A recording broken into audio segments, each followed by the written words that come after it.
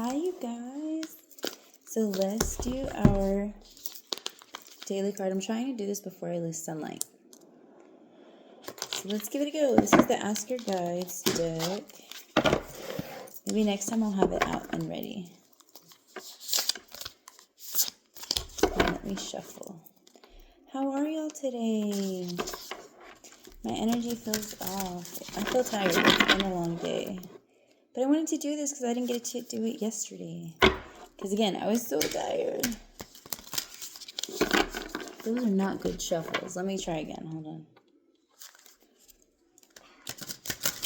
There we go. Okay. So let's pick Ask Your Guides. What does the Soul Tribe need to hear? What do we need to hear? Oh. We got one. This is Closure, Guardian Angel. It's a beautiful card.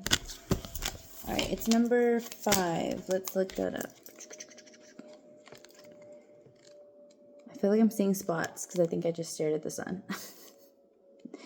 I hope y'all are having a good day. It's Thursday. We're on the countdown to Christmas. My hair's being weird. Okay. Remember, I'm going to try to hold it while I read, okay? But if I move, it's alright.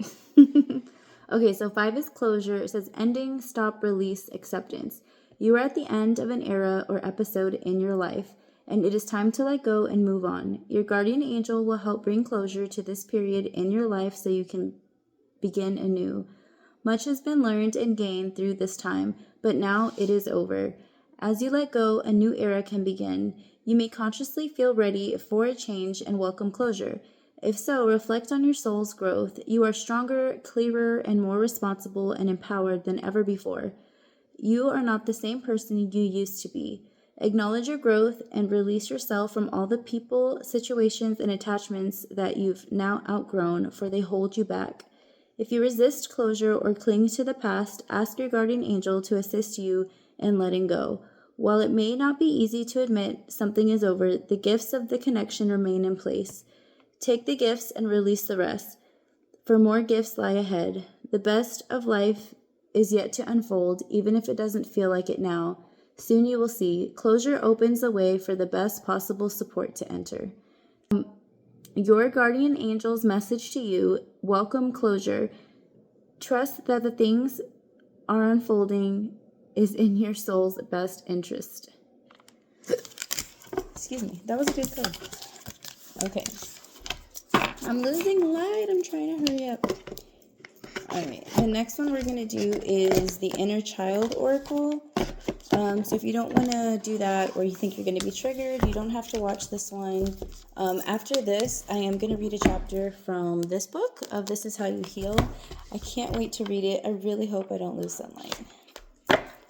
I'm trying to hurry. These cards are so beautiful. Look at that. That's so pretty. Okay, so let's shuffle these. So I'm just doing one card from each of these. It's supposed to be every day, but I'll be better. It's just been... Today was a really busy day. And now the phone's ringing. I'm going to do it one more time. She does 3, so I'm going to do 3. Have y'all done your Christmas shopping, or are you procrastinators? I procrastinated because I had to wait for money. But I got my kids presents yesterday. Okay, one more, I guess. That shuffle didn't feel right. That's not a good one either. It's okay. So, Inner Child Oracle. What does my soul tribe need to hear from the Inner Child Oracle? Run wild. Let your inner wild child run forth. That's so good. Number 29. All right. Oh, my eyes are blotchy. The sun. You know when you look at the sun and you see like spots? Okay. Oh, here we go.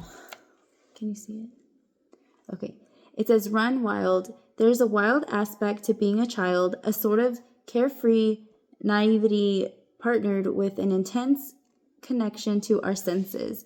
Children feel things more deeply and experience the world more through their bodies than through their minds. they have little care for how things are supposed to be. While this is obviously not a place that we can continually reside in as an adult, there is magic to be had in connecting with the mindset again. Playfulness exercise. One of the best ways to be wild is to be messy. Go barefoot in the mud, play outside in the rain, finger paint, splatter paint, or even body paint. Get a group of friends together and have a water balloon fight. Be the most unapologetically unproductive you can while doing something playful with your body. Find pleasure in this wild abandonment and let go of the notion that you are supposed to act a certain way as an adult. Your inner child will be delighted and thrilled to run wild with you again. Is that it? Oh, wait. And then the responsive journal prompt. That's the wrong side. Oops. Okay. The responsive journaling prompt says, how does it feel to be messy? What does your adult self feel? How does your inner child feel? Is there anything stopping you from allowing yourself this pleasure?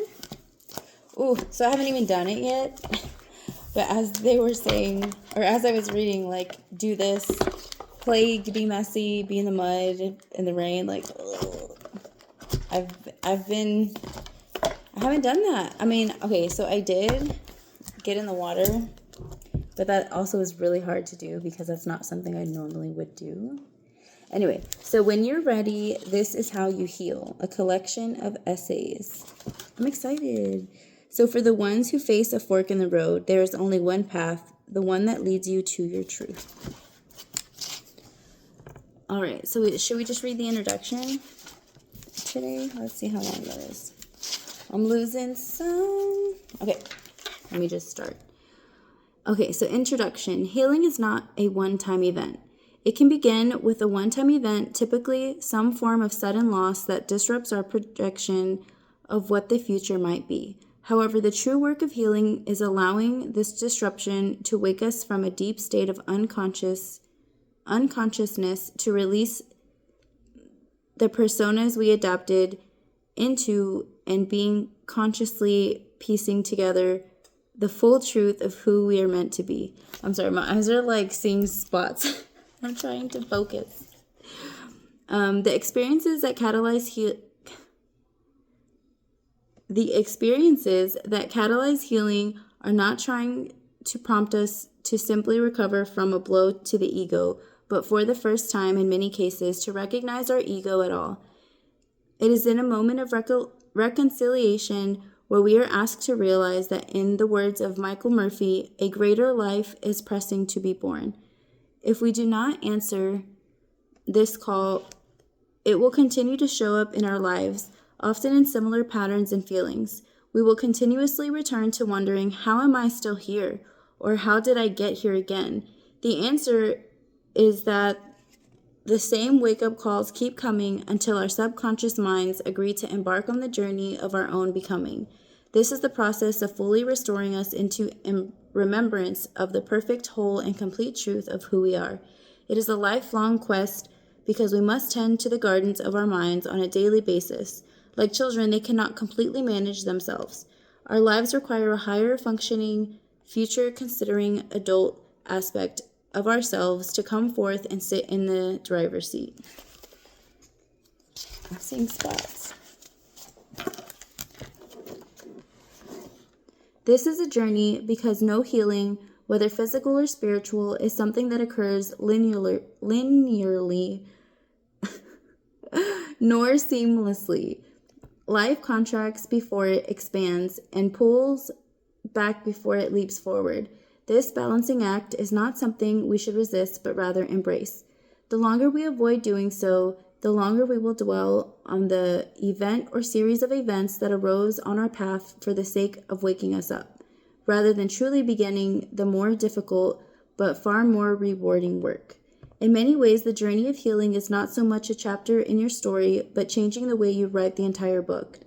It's a shift in the way you move through the world, one in which you move from being disappointed that life has not met your every expectation to expanding your vision to perceive all of the magic, the wonder, the awe, the heartache, the loss, the gain, the contrast, that makes us all perfectly and unpredictably human. Our healed selves are not our most flawless selves. They are not immune to sadness or grief or fear. They are just not controlled by those experiences any longer. They feel sadness when it's time for sadness, and grief when it's time to grieve, and contentment on a more regular basis. They fear things that are unknown or important or both, but they do not allow that emotion to prevent them from moving forward. Life can be deeply challenging and profoundly unfair, and without the ability to move through the feelings that may accompany our experiences in real time, we often become trapped in the old stories we once wove around them. When we were able to validate, accept, and process our own human experience independent of anyone else, something magical occurs. We begin reconnecting with our true desires, heeding our subtlest instincts, and cease sabotaging our inspired thoughts and feelings. Through this, we tend to usher in a serendipitous unfolding of events. Over time, we begin to recognize that there is a common thread carrying us through each of these experiences, which is our soul's silent guidance. Over time, we begin to recognize that there is a common thread carrying us through each one of these experiences, which is our soul's silent guidance, ever present and always leading us just beyond what we can see in real time. As we start to recognize this power, we begin to trust it more. As we start to trust it more, we begin to follow it more closely. We have greater stretches of feeling ease and love. Our lives begin to come back into harmony through our new grounded, centered perspective. We realize that we were never really lost, that we were just giving ourselves some space to process before we could move forward completely. Your first purpose is to heal. The sheer impact of you becoming the person you know you are meant to be will have a ripple effect on everyone and everything around you. Nothing will ever be the same. If you cannot imagine how else you might have a legacy, help others, or do something meaningful in your life, the most important place to start is within yourself. It's also the hardest place to start. It's far simpler to gaze outward and point our fingers at what we believe everyone else is doing wrong. It is more challenging to look ourselves in the mirror and be honest about the ways that we have not been living up to our true potential, to identify the areas in life where we have some room for growth, and then to consistently push ourselves to show up every day to make those changes manifest. When we claim ownership of our over the unique, oh my God, let me start over. When we claim ownership over the unique destiny that is meant to be ours, the collective heals with us. Because we are all pieces of the whole. Perfection will be impossible, as it is within the contract that this world becomes what it's meant to be, a training ground for soul development. Why can't I talk? This is not about trying to take the world and make it what we think its most perfect iteration might be, but to finally do what we had intended all along, to awaken, to remember, to witness our own seeds of potential take root. In the same way that no two people are exactly alike, every purpose we are called to is unique as well. And this is precisely what this book intends to do: awaken each of us to the small and large ways in which we truly can affect those around us. In the corner of the earth we were given, in the specific ways we know how, for the period of time that is ours. I love this book so much already. You are far from alone in hearing the call to wake up from the life you had planned in order to commit wholeheartedly to the life that has been waiting. If enough of us are able to do so, I believe we will have the potential to see massive shifts in our shared physical reality. There is not one person who does not need healing, because there is not one person who does not need to be awakened from their unconsciousness and into the life, into all that life might offer. This book is a collection of pieces I wrote over the course of many years of my own journey, beginning as a young girl who suffered from significant mental and emotional health disorders to a woman sitting on the coast of California on a chilly summer evening, healthy, established, connected, and thriving, and writing these words for you now. If you picked up this book, you're already on that same path to healing and discovering your true purpose. I hope my words may help ease your heart through the journey. Confirmation burp. Excuse me. Your brave soul has already begun. See you on the other side. That's so beautiful. Do we have enough light for the first chapter? How long is it? Is that the first chapter right here? It's just 2 pages.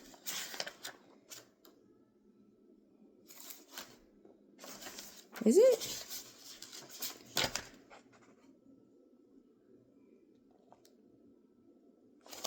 I guess so. 15. Yeah, it is. Okay, so we should be able to read this first chapter. When you're ready, this is how you heal. You recognize that familiar dull feeling in your gut as though something is wrong that you can't quite pinpoint what. You start to take inventory of your life. You recount your job, your salary, your friends, what so-and-so from such and such time in your life would think of you now, your nice new profile photo on Facebook.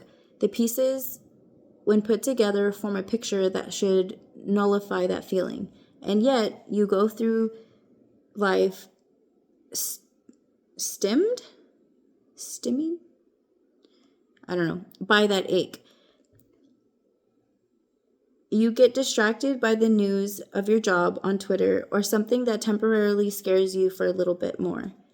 It goes on until one day you realize you're being levied, haunted, and a pain that you can't quite decipher. Slowly it wears you down. It's harder to get up. It's harder to get out. It's easier to drink and then drink some more, or maybe eat or shop or post photos of yourself on Instagram. Everyone has a different vice. The more you are confused by this small, scary feeling you can't figure out, the worse it gets, and the worse it gets. And the more you become convinced that it's a warning, or that it's a warning of what is to come. You start to attach thoughts to those feelings. Fear stories. The stories you realize are illogical. You're overreacting. You're convinced your whole world is imminently coming to an end by these gut feelings. The ones you've been implicitly told to trust for so long are simply warning you to take cover. What you can't see right now is nothing is really wrong. Actually, things are really right, which is why you finally feel safe enough to feel what you really feel. Stop projecting. Stop telling stories. Those dull, unsettling feelings are not in the future, they're in the past. You've been carrying them with you all this time. If you don't finish processing your emotional experiences, they stay with us like food we can't metabolize, or older clothes that we never get around to packing and putting out on the curb. Sometimes they hold within them nourishment, wisdom, and guidance. Other times, they're debris from the chapter long closed. I like that. Either way, they are signals of the spaces in which we are not yet free. When you're ready to heal, you will need to lay yourself down in a very safe space and focus on those tense feelings. Have them show you their origins. You will begin to see moments you forgot about, feelings you forgot you ever felt. The past will come up in blinks and vignettes slowly over time and will awaken to what is really wrong, which is the pieces of you that had to break off and build a wall around your heart because behind it a wound you did not yet know how to heal. When you are ready, I feel like I have to take a deep breath. A deep breath. When you are ready, you will step behind it. You will know that the anger, the sadness, and the anxiety are a veil, a trigger trying to wake you up, not knock you out. You will need to cry. You will need to cry for the 13-year-old that got her heart broken, for the 16-year-old whose friends were mean to him. You will need to mourn what you lost, and when you lost it. You will need to go back in time and insert yourself into those memories as an adult and tell your child self to say what they really needed to say at the moment they needed to say it, though they couldn't find the words or the courage. You will need to do this over and over again until you slowly realize you are becoming lighter. You are realizing You are releasing. Oh, I just got chills. My brain got chills right here.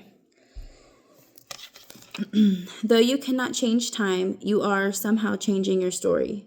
You will need to sweat. You will need to stretch and move your body and pay close attention to where you are tight and what feels uncomfortable and where you are pent up and storing all that pain. You will need to shake. You will need to lay on the floor and literally shake out everything you're holding. You will need to let yourself feel vulnerable and small, both of which at the end of the day, the two feelings we guard ourselves against the most. You will need to surrender.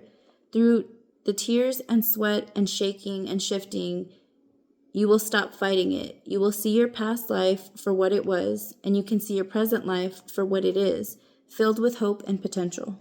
Eventually, you will get up and your world will start to change. You will exit relationships and begin others. You will call someone you haven't talked to in a long time. You will suddenly be inspired to attend a new class or find yourself drafting your resignation email.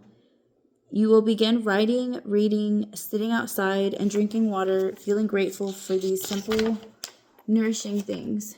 You will sleep a bit easier. Gradually, you will start to return to yourself. You will enter the emotional fire and burn off everything blocking the core of you from truly being in the world. Then you will know that when you lose someone, you must cry. When you're frustrated, you must be frustrated. When you want to say something, you must speak. In the healing process, you don't just learn how to go back and fix what you didn't finish. You also learn how to press forward, how to live more intently and presently, how to process your experiences in real time. The more you do this, the more you will awaken and begin to show up for life.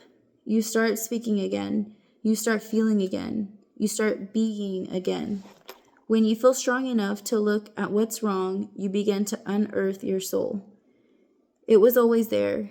It was just buried under years and layers of identities and styles and beliefs and ideas that had adhered themselves to you like a shield. You were never lost. You were only hidden. Oh my God, that's so beautiful. I'm going to cry. All the time you spent feeling so uncomfortable was just your deepest self trying to speak to you, trying to remind you of its presence. It was only the core of you saying, keep going. It was only the core of you saying, keep going. There is more to life than this. Aw, that was beautiful. Tomorrow's chapter is called When You Are Ready to Change Your Life. Read this. It's short. Should we read it now? When you're ready to change your life, read this. What if in the moments you feel most alone, you begin to realize that you are also free? What if you could see that in these very moments you fear most, you are also completely unburdened from the expectations of others, able to define and redefine yourself, to explore life on your own terms, to hear the sound of your own voice? What if being on your own in any capacity is a sign of self-sufficiency and courage? What if you've already made it? What if instead of believing your aloneness is a sign you have failed, you realize that it is proof that you've accomplished the most daring task of all? What if instead of believing that your job is not enough in compensation and status and whatever you've chalked your inferiority up to be, you began to realize that no set of tasks could ever define the whole of who you are? What if you began to understand that a job means to an end, and you doing anything to contribute to your own family's well-being and security is important, and yet only one facet of success? What if instead of believing that you must be the best to be good enough, you realize that to have somewhere to wake up and go, something to wake up and do, is a purpose and a gift that should never be taken for granted? What if instead of believing that you have failed, you began to recognize that failure is just life's way of moving you in another direction? What if instead of counting all the times things haven't worked out precisely the way you imagined they would or should, you considered that perhaps you were being led somewhere better? What if you found awe and reverence in the fact that there is a force so powerful protecting you, perhaps one that you cannot even name or see or even believe in, that is refusing to let you have even the things you beg hardest for, because there is something else you are so destined for? What if instead of thinking that your life is meant to unfold seamlessly, you realize that the courage it takes to keep opening doors, even if they all close, is all part of the process? What if instead of losing hope in the world and life itself, you allowed your failures to strengthen your faith, making you see that there is a path for you to walk and a force field holding you to it, no matter how hard you may try to get off? What if instead of begrudging someone for not being precisely the person you imagined that they would be, you realize that the offering of someone's time is the ultimate sacrifice and the epitome of love? What if you realize that they are under no obligation to be who you think they should be, and the most loving thing you could do would be to set them free of the expectations you hold in your own mind? What if you realize that they don't have to be just who you imagine in order for you to exchange the love you are meant to share? What if the gift you're receiving right now is a chance to witness the rawness of someone's heart, the edges, the imperfections? What if the journey is really asking you to love a flawed person who you might be able to love, so you might be able to love your own flaws the same way? What if the life of your dreams is not one where you do all things perfectly for an audience within your own imagination, but one where you have few things you care about deeply and passionately and spend your life tending to them, releasing into the nothingness all the other cares that did nothing but hold you back from your own love and life? What if your body appears precisely the way it's meant to, but you're so busy focusing on the flaws that nobody else notices, you're overlooking the beauty everyone else sees? What if you believe that there's something wrong with the way you look because you've spent an excessive amount of time fantasizing about how light and free perfection would feel? What if all you needed to do was simply look around you, to the people you know, to the people you don't, the people who coexist in the world beside you? What if you truly began to realize that almost nobody exists within the fantasy, and yet so many are still deeply and completely loved, fully alive and happy, walking in their truth and thriving as they were meant to be? I'm not saying that there aren't real problems in your life, only that it's very hard to actually identify those problems when you're so busy trying to correct non-issues, so preoccupied with questions that have no answers. You could spend your entire lifetime wondering if you are worthy enough and beautiful and successful, and you would never come up with anything concrete. So you have a choice. You have a choice of how you will build your own perception around what exists. What if cleansing your mind with hopeful, joyful, positive thoughts is the rebalancing that's been long overdue? After so many years of existing solely within the most negative interpretations you could come up with? What if after an entire lifetime of being sold the idea the point of your life is to exist as perfectly as possible, you can now open up the notion that perhaps you are instead here to enjoy the ride while you're still on it? That was so good. Okay, we'll read this one tomorrow. This is called This Year, Let Go of the People Who Aren't Ready to Love You. Page 23. Okay, so thank you guys for reading with me, for hanging out with me. I hope this resonated for someone. I hope it helps somebody. I hope it starts you to reflect and self-reflect and become more self-aware so that you can start healing and growing and strengthen your mind and your spirit. I love you guys. Lots of love.